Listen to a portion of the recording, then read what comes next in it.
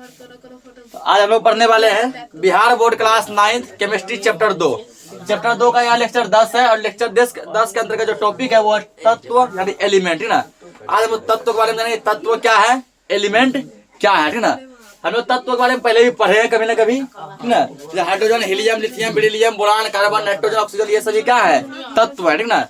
आज जो तत्व के बारे में डेफिनेशन लिखेंगे और इसके बारे में पूरा संपूर्ण जानकारी लेंगे, ठीक ना। कि कौन सा तत्व द्रव अवस्था में पाया जाता है, कौन सा तत्व ठोस अवस्था में पाया जाता है, ठीक ना।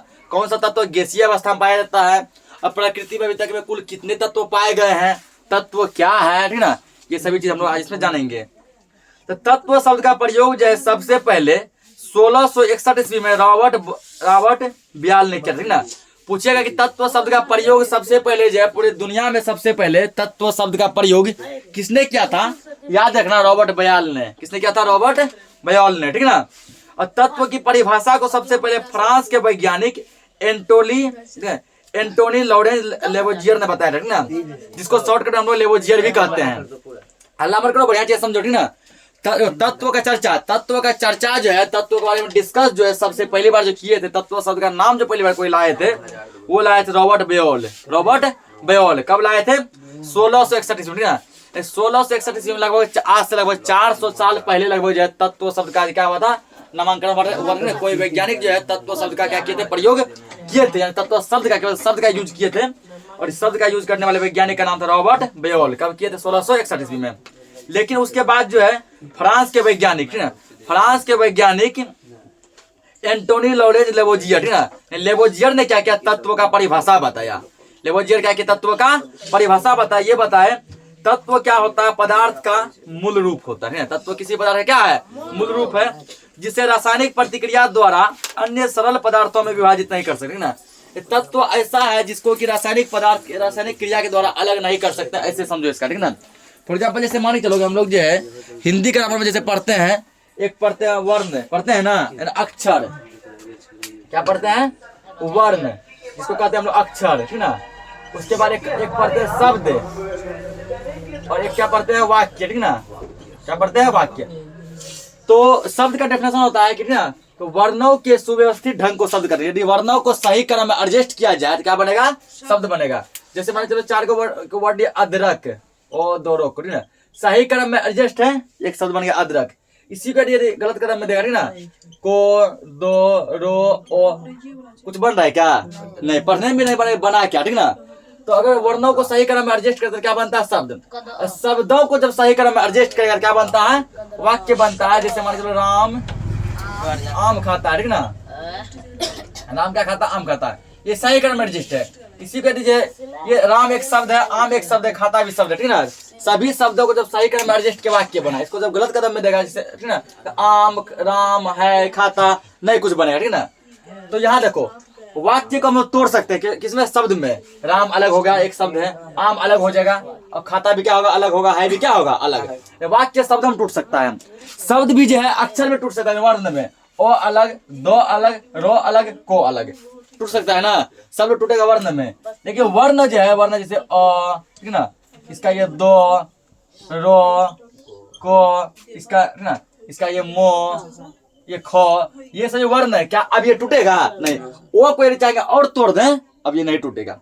अगर चाहे दो को, रो को, कुछ भी इसमें से चाहे कुछ इसको और तोड़ दें, क्या ये अब टूटेगा, नहीं, ठीक ना। तो वर्ण की परिभाषा क्या पढ़ते हैं, वह सबसे छोटी इकाई, ठीक ना, वह सबसे छोटी इकाई जिसके और टुकड़े नहीं हो सकते हैं, ठीक ना।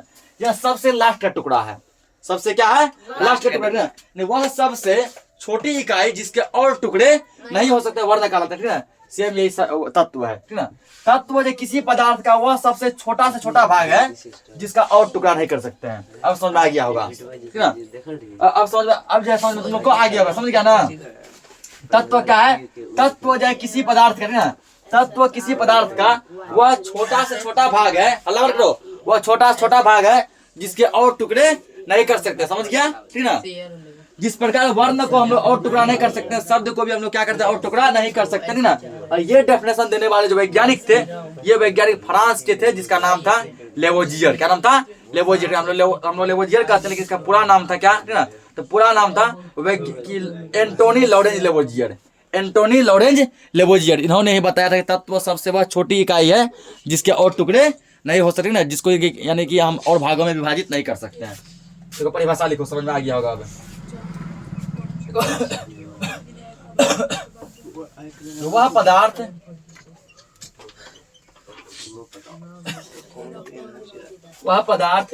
जिसे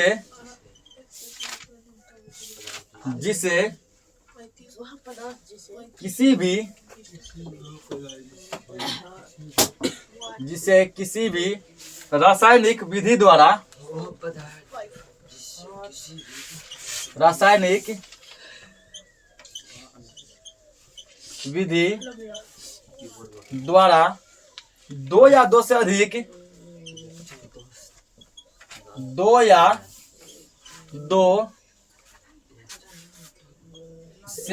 रासायनिक विधि द्वारा दो या दो से अधिक सरल पदार्थों में विभाजित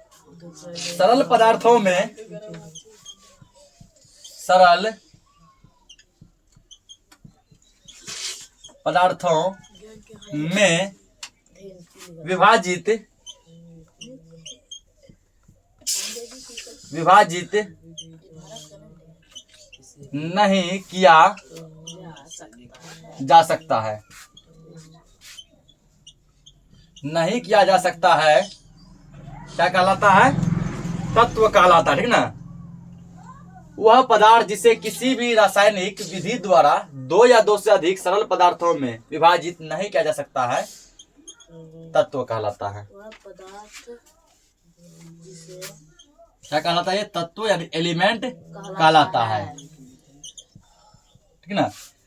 तो यही सेम चीज समझाया है हिंदी ग्रामर एग्जाम्पल, समझा है ना। अक्षर क्या है? वह छोटी इकाई है जिसके हम और टुकड़े नहीं कर सकते, जिसके और खंड, तुमने बचपन में पढ़ा होगा कि वह सबसे छोटी इकाई या वह सबसे छोटी ध्वनि जिसके खंडन नहीं हो सकते, जिसके और टुकड़े नहीं हो सकते, वही है। यह पदार्थ का वह शुद्ध चीज है ना, वह शुद्ध रूप है जिसको किसी भी रासायनिक प्रतिक्रिया द्वारा, भौतिक परिवर्तन लगा लो, रासायनिक परिवर्तन लगा लो, किसी भी परिवर्तन के द्वारा इसको जो है दो या दो से अधिक जो है छोटे छोटे भागों में विभाजित नहीं कर सकते, तो ये क्या कहलाता है? तत्व कहलाता है, एलिमेंट कहलाता है। नोट करो पहले इसको, नोट कर लिया इसको, ठीक है ना। अब इसमें लिखो कुछ ऑब्जेक्टिव के लिए कुछ मेन फैक्ट लिखो। मुझे पूछ सकता है कि अभी तक में कुल जो है कितना तत्व का खोज हो चुका है, ठीक ना, कितना तत्व का खोज हो चुका है। आवाज सामने तुम लोग के सामने दिख पा रहा होगा, देखो कितना तत्व का खोज हो गया है, कितना हो चुका है? 100, ठीक ना। तो आवाज सामने जब तुम लोग देखेगा तो वहां पे तुम लोग को 118 तत्व दिख रहा होगा, ठीक ना। कितना दिख रहा होगा? 118, जिसमें कि 4 तत्व ऐसे हैं, ठीक ना, ठीक है ना। अल्लाह करो, तो क्या बोले 4 तत्व ऐसे हैं, ठीक ना। अगर समझो कि अगर जो लेटेस्ट यदि पीरियोडिक टेबल खरीदेगा या लेटेस्ट यदि आवर्त खरीदेगा, उसमें तुमको 118 तत्व दिखाएगा कि 118 का 18 तत्व का क्या हो चुका, खोज हो चुका है, ठीक है। जब थोड़ा पुराना पीरियोडिक टेबल खरीदेगा, पीरियोडिक टेबल यानी आवर्त सारणी, पुराना आवर्त सारणी खरीदेगा, उसमें 114 तत्व के बारे में जानकारी दी गई है, ठीक ना, कि 114 तत्व का खोज हो चुका है और 4 तत्व क्या है अभी पेंडिंग में, जिसका खोज होना बाकी है, ठीक ना। लेकिन जो है डब्बा पूरा 118 का बना होता है। तो यहाँ के बुक के अकॉर्डिंग हम लोग पढ़ेंगे, ठीक ना। तो यहाँ लिखेंगे, लिखना है यहाँ पे, अभी तक में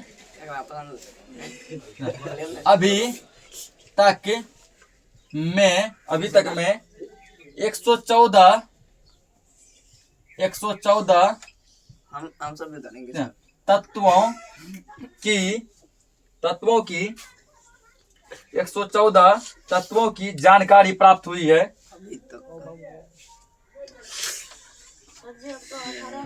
तत्वों की जानकारी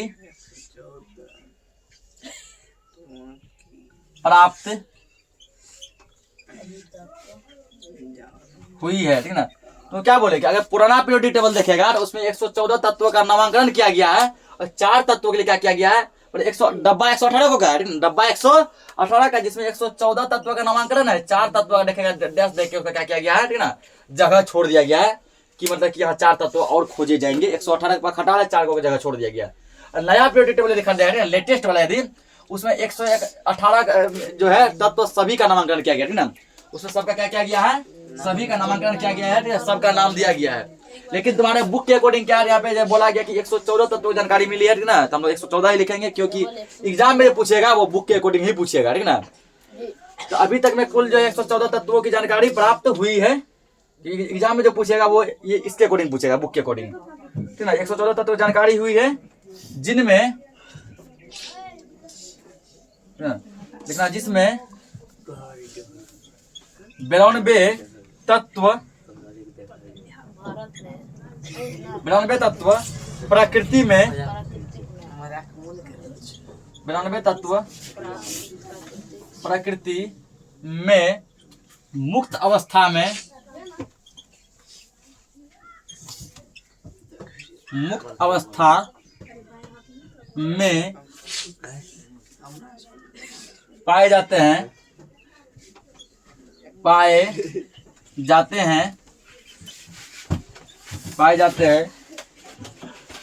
और शेष 22 तत्व,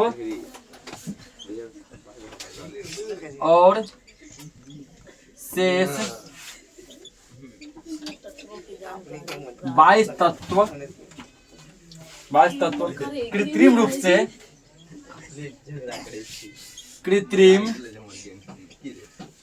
से बनाए जाते हैं ना। तो 114 तत्व में 92 तत्व ऐसा है जो कि प्रकृति में जो है मुक्त यानी फ्री में मिलता है, आसानी से मिलता है, ठीक ना, बड़ी आसानी से क्या होता है, मिल जाता है। लेकिन बचा 22 तत्व ऐसा है ना जो प्रकृति में नहीं पाया जाता है, बल्कि इसको लैब में जो है प्रयोगशाला में क्या किया जाता है, कृत्रिम रूप से बनाया जाता है ना। ये प्रकृति में नहीं पाया जाता है, इसको क्या किया जाता है, तो बनाया जाता है। तो ये सब ऑब्जेक्टिव के लिए पूछेगा कि अभी तक कितने तत्व जानकारी हुई है, 114। कितने तत्व मुक्त अवस्था में पाए जाते हैं, 92। कितने तत्व कृत्रिम रूप से बनाए जाते हैं, 22 तत्व बनाए जाते हैं, ठीक ना। अगला लिखेंगे तत्वों की जानकारी लिखना हुई है जिसमें, लिखना अगला, ठीक ना। यहाँ पे अधिकतर तत्व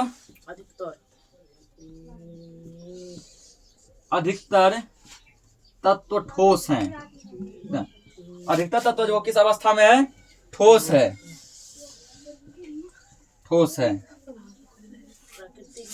अधिकतर तत्व क्या ठोस है, 11 तत्व मुक्त अवस्था में, अधिकतर तत्व ठोस है, 11 तत्व कमरे के तापमान पर, 11 तत्व कमरे के तापमान पर गैस हैं। 11 तत्व क्या है, कमरे के तापमान पर गैस हैं।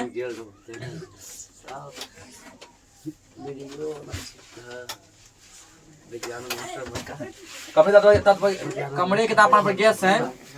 लिखना दो तत्व पारा एवं ब्रोमीन, पारा एवं, हल्ला मत कीजिए, बहुत बढ़िया चीज है, समझिए इसको। दो तत्व पारा एवं ब्रोमीन कमरे के तापमान पर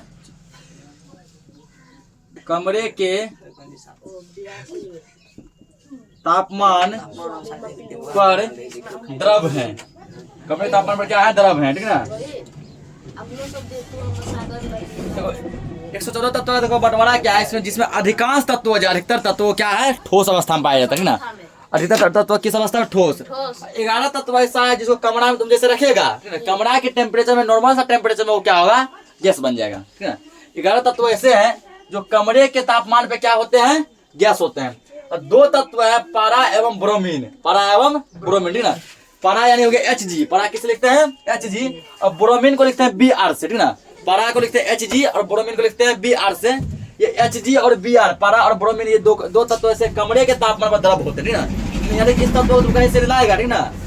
यदि तुम जैसे इसको जो है ठंडा चीज में रखा तो बढ़िया रहेगा, जैसे तुम इसको खुला कमरा में छोड़ दिया, ये तत्व अपने आप द्रव बन जाएगा, तत्व अपने आप क्या पिघल के द्रव बन जाएगा, ठीक ना। यानी ये कमरे के जो नॉर्मल टेम्परेचर पे क्या होता है, द्रव अवस्था में पाया जाता है। तो पूछ सकता है कि कौन से तत्व कमरे के तापमान पर द्रव अवस्था में होते हैं, याद रखना, पारा एवं ब्रोमीन। कभी कभी पारा का देगा, ठीक ना, तो ब्रोमीन का नहीं देगा ऑप्शन में, कभी ब्रोमीन देगा ऑप्शन में, पारा नहीं देगा। पारा इसी को मरकरी कहते हैं, क्या कहते हैं, मरकरी ना।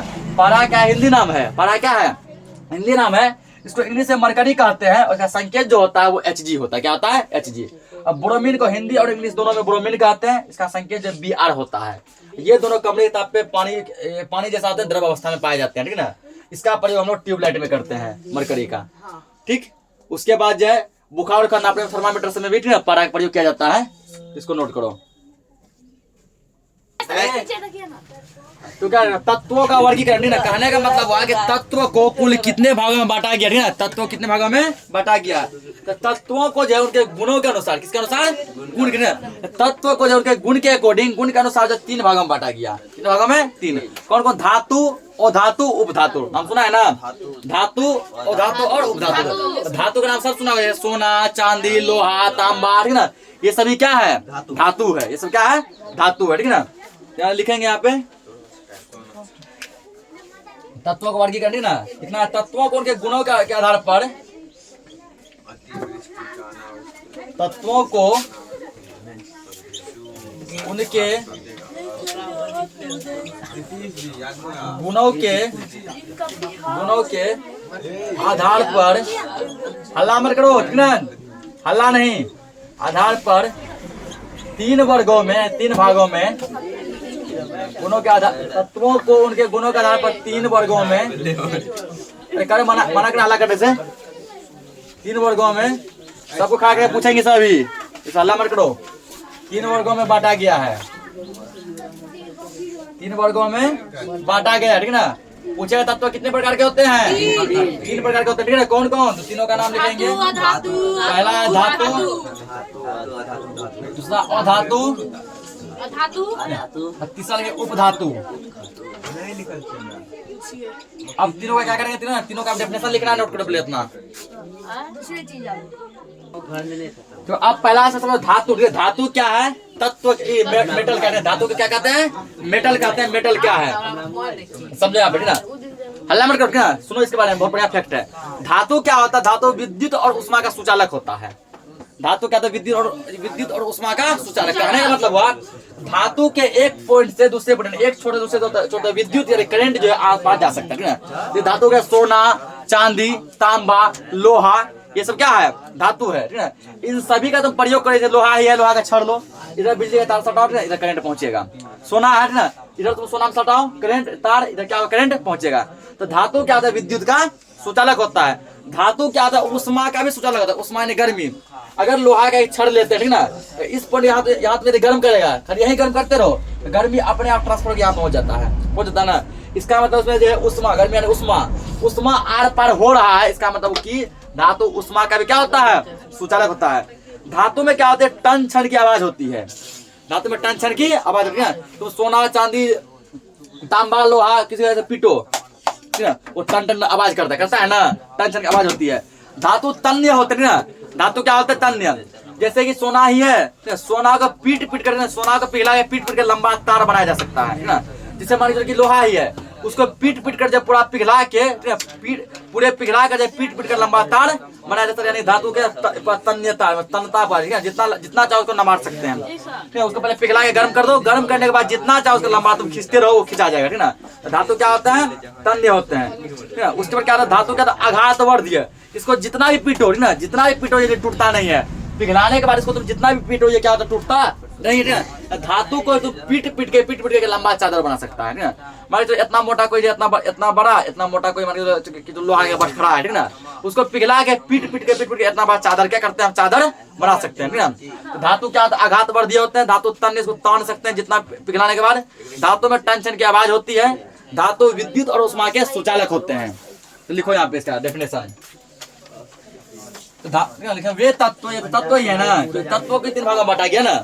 ये क्या एक तत्व है? वे तत्व, जिसको बाबू हल्ला करना वो घर जा सकता है, ठीक है ना। खुल के आप कह रहे हैं जिसको हल्ला करना घर जाओ वो। वे तत्व जो विद्युत एवं उष्मा के सुचालक होते हैं। ये धातु है ना। ये मैट्रिक में भी ये चैप्टर है। चैप्टर का नाम है धातु और उधातु। जिसे पूछता है धातु और धातु अंतर क्या है, धातु किसे कहते हैं, अधातु किसको कहते हैं, धातु और धातु उपधातु में क्या अंतर है। तो वे तत्व जो विद्युत और उष्मा के सुचालक होते हैं, सुचालक होते हैं, ठीक ना। विद्युत एवं ऊष्मा के सुचालक होते हैं। ठोस अवस्था में ठोस अवस्था के कुचालक में ठोस अवस्था में आघात वर्ध्य आघात वर्ध्य ठोस अवस्था में आघात वर्ध्य एवं तन्य होते हैं। वे तत्व जो विद्युत एवं ऊष्मा के सुचालक होते हैं, ठीक ना, कोमा दे दो यहाँ पे। ठोस अवस्था में आघात वर्ध्य एवं तन्य होते हैं, उसे धातु कहते हैं। उसे क्या कहते हैं? उसे धातु कहते हैं, उसे मेटल कहते हैं। ये सब पॉइंट अभी समझा चुके हैं। उसे धातु कहते हैं ना। जैसे इसका लिख दो, जैसे, ठीक ना। जैसे धातु जो है बहुत ज्यादा है, ठीक है। जैसे लिखेंगे इसका सोना, कुछ धातु का नाम लिखते हैं चांदी, हल्ला मत कीजिए सर, पीछे वाला वैसे सोना, चांदी, तांबा, तांबा यानी कोपर। कोपर क्या बनता है? कोपर का तार बनता है ना, तांबा। इसको हिंदी में तांबा कहते हैं, इंग्लिश में कोपर कहते हैं। तांबा, एल्यूमिनियम, एल्यूमिनियम का तार भी बनता है, एल्यूमिनियम का बर्तन भी बनता है, ठीक ना। एल्यूमिनियम का तार भी बनता है और बर्तन भी बनता है। Aluminium, sodium, sodium, potassium,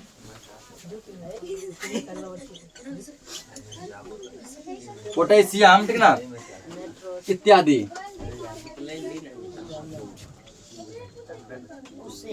potassium एक और यहाँ पे, ठीक ना। पोटेशियम पारा यानी मरकरी, पारा इत्यादि।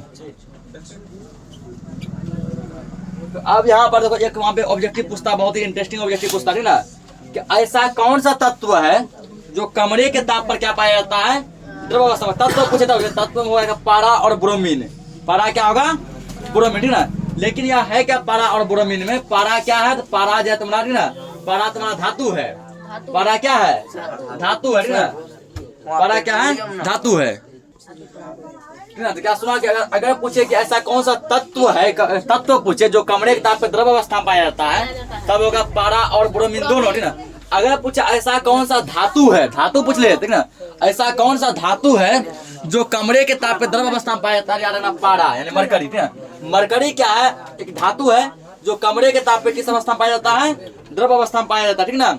मरकरी को छोड़कर, ठीक ना, मरकरी को छोड़कर, पारा को छोड़कर जितने भी तत्व हैं ना, पारा को छोड़कर जितने भी तत्व हैं, वो सभी के सभी धातु जो है ना, पारा को छोड़कर जितने भी धातु हैं, सभी के सभी धातु ठोस होते हैं, ठीक ना। पूछेगा कि धातु प्रायः कैसे होते हैं? ठोस होते। कैसे होते हैं? ठोस ना। एक मात्र ये मरकरी है जिसको हिंदी में पारा कहते हैं, ठीक ना। तो पारा को छोड़कर जितने भी धातु हैं वो सभी क्या होते हैं? सब के सब ठोस होते हैं। केवल एक मात्र पारा ही है जो कि कमरे के ताप पर द्रव अवस्था में पाया जाता है, ठीक ना। इसको नोट करो। अब हम लोग धातु के गुण देखो। अगला टॉपिक है धातुओं के गुण धर्म। धातु के क्या गुण है ना? Properties of metals. धातु के क्या गुण होते हैं, ठीक ना। धातु से पर इसका क्या गुण होता है लिखो यहाँ पे। पहले लिखे सबसे पहला बार ये चमकीले होते हैं। धातु कैसा होता है? चमकीला होता है ना। यह चमकीली होती है। धातु कैसी होती है? चमकीली ना। सोना, चांदी, लोहा, तांबा, उसी को भी देखो चमकता है वो, एल्युमिनियम वगैरह। दूसरा इसका गुण क्या है ना? ये चांदी जैसे सफेद या सोने की तरह पीले रंग के होते हैं। ये चांदी जैसे, हल्ला नहीं कीजिए, चांदी जैसे सफेद या सोने की तरह, सोने की तरह ये चमकीला होती है, पीले रंग की होती है। जी सर, चमकदार पीले रंग की होती है ना। धातु तुम देखेगा ना, या तो तुमको चांदी जगह सफेद दिखेगा। लोहा ही देखो, लोहा भी क्या सफेद होता है ना। लोहा का तुम कभी कट करना, ठीक ना, उसका चूर्ण निकलता है, पाउडर, वो कैसा निकलता है? सफेद। या लोहा के दो भाग में काट देना, दोनों भाग का जो निकलेगा कैसा निकलता है? देखने में सफेद होता है, ठीक ना। एल्यूमिनियम सफेद होता है, कॉपर पीला जैसा होता है, सोना पीला जैसा होता है, ठीक ना। ये या तो सफेद या तो पीला होता है। अगला तीसरा लिखेंगे, ठीक ना।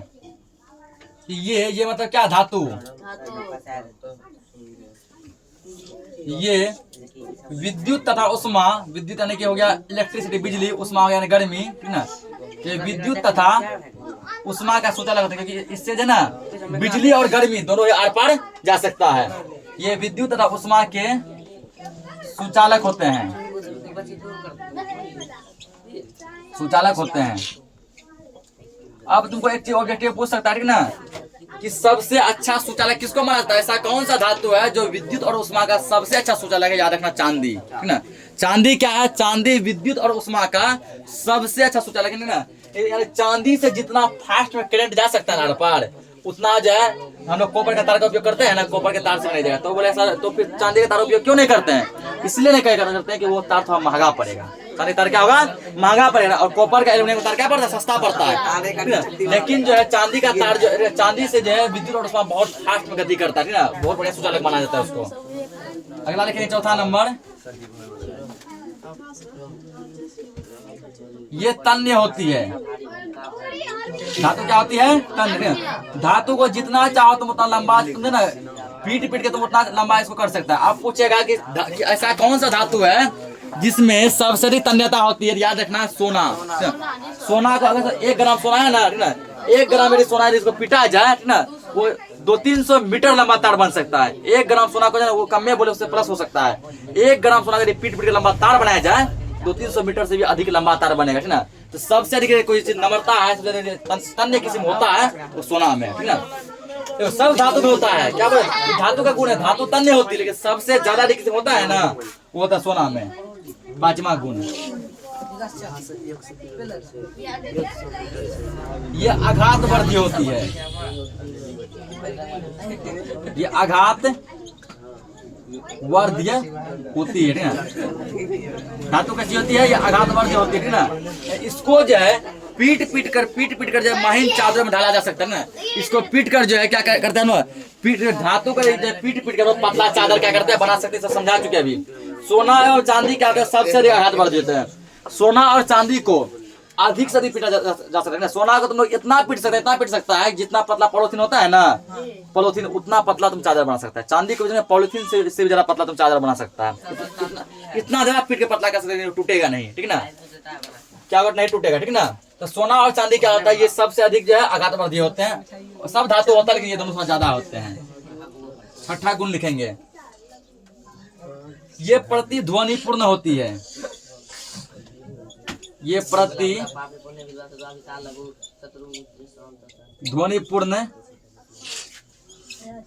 होती है। कहने का मतलब हुआ कि जब धातु को पीटा जाता है, इसमें टन छन की आवाज आती है ना। 7वां गुण लिखेंगे,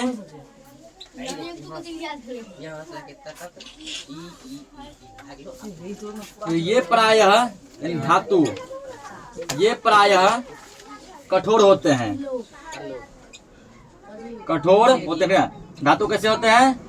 कठोर होते हैं। लेकिन 2 धातु ऐसा है, कितना, सोडियम एवं पोटेशियम, सोडियम एवं पोटेशियम,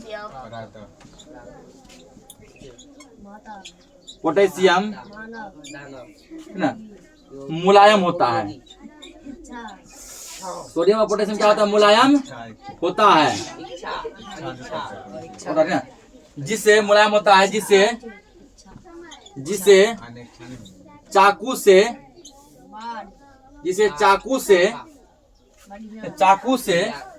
काटा जा सकता है, काटा जा सकता है।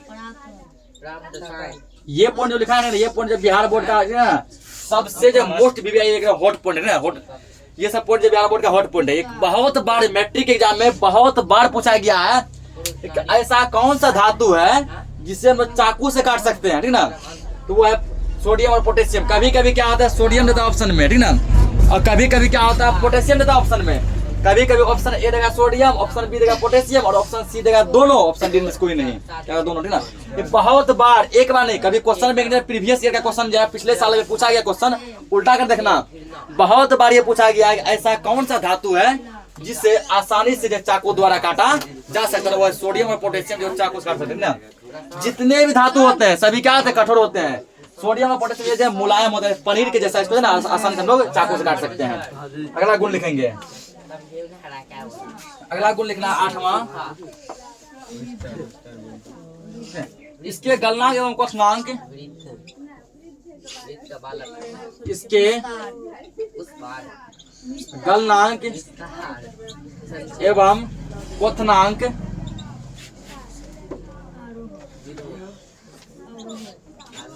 इसके गलनांक एवं क्वथनांक उच्च होते हैं।